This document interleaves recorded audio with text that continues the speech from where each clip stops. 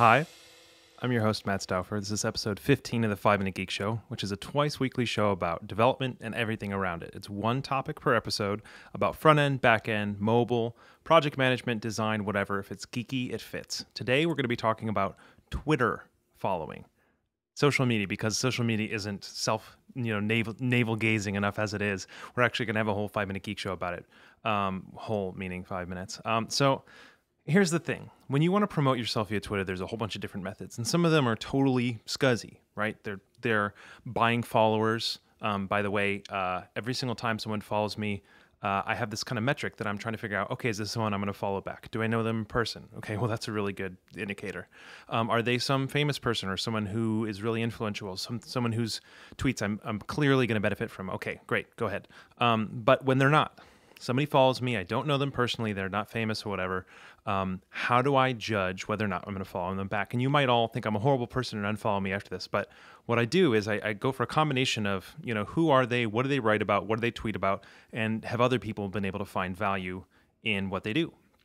So for me, what that ends up basically looking like is looking at their tweets, looking at their bio, if they have a blog or website they link to, looking at that, looking at their accomplishments or whatever, and then also looking at their follower count. I just got to be open. That's actually a thing that I do, because if someone has 25,000 followers, even if I can't immediately see the benefit in their tweets or tweeting just about some sports game or something, I'd say, oh, there's probably something here that other people have seen for them to follow, for 20,000 of them to follow them. But I will go plug them into twitteraudit.com, and if I see that they have some massive percentage of fake followers, because we all have a few, and the more real followers you have, the more fake followers you have. But we're talking a couple percent. We're not talking about, 50% or even usually 20 or 30% of your followers being fake. That's usually kind of a bad sign. And the thing is, even if you're like, oh, well, they actually have 2,000 legitimate followers and 2,000 fake followers, I'm like, yeah, but a lot of the 2,000 legitimate followers followed them because of the fake followers. Anyway, that's the skeezy way. Buying followers is the skeezy way.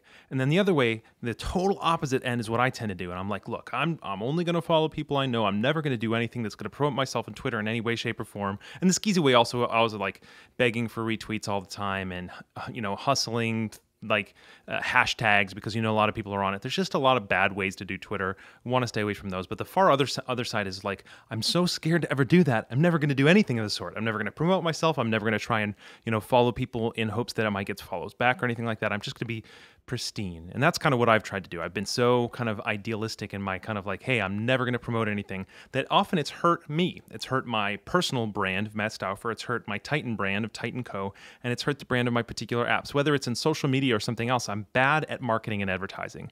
I'm good at word of mouth. I'm good at honesty and all that kind of stuff, but I'm bad at just telling people, hey, check this out, because I'm uncomfortable of ever feeling salesy. And Karani has hurt because of it. If I had done a better job of selling, Karani would be bigger than it is right now. Even Titan, which is doing super successful right now, if I was doing a better job of really pushing Titan and dropping the name, I'm not too much, so it's skeezy, but my default is so far in the unpromoting and the unfollowing whatever side. And the same thing's true for 5-Minute Geek Show.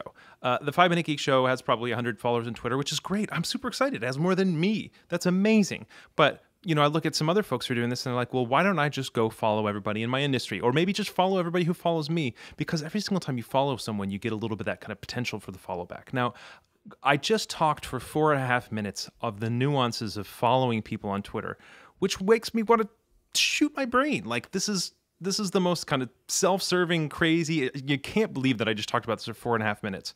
So hopefully this lets you know I'm self-aware of the fact that I don't want to talk about this for 4.5 minutes, but yet it matters. And it's embarrassing to say it matters. It's embarrassing to acknowledge it. It's embarrassing to even do a 5-Minute Geek Show about it, but I'm going to do it because I think it matters. And I want to say, I want to do an experiment, and I want to find that it doesn't matter. I want to say that the way that I've been doing things was just this purely only follow the people I know. On 5-Minute Geek Show, it's like, well, 5-Minute Geek Show doesn't know anybody, so only follow back the people that's already following it. And I want to say that that's the best way to do it.